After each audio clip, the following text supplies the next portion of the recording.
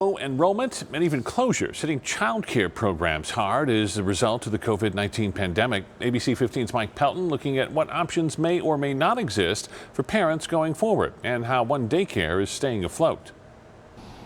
Well, today I talked with a couple of daycare operators, including this one here in Tempe. They tell me business is starting to look better, but the past couple months have been a struggle. At one point, their enrollment dropping more than 50%.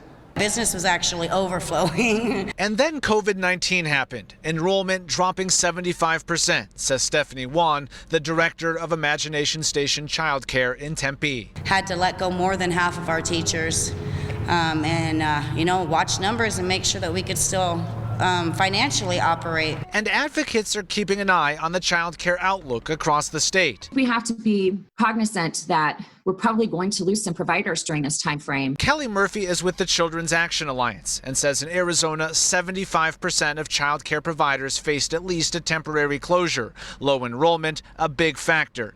That number includes programs through schools. We'll have to play it by ear.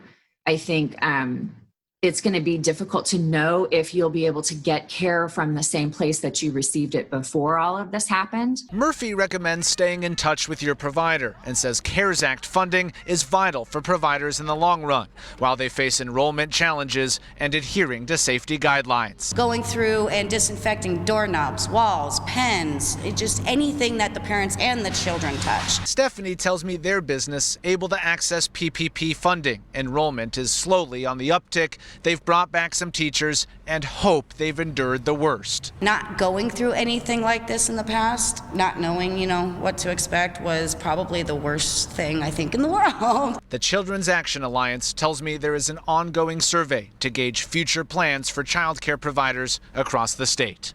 Mike Pelton, ABC 15, Arizona. It's a big issue for a lot of people, and if you head to abc15.com right now, we do have a list of resources that you can use while schools are closed.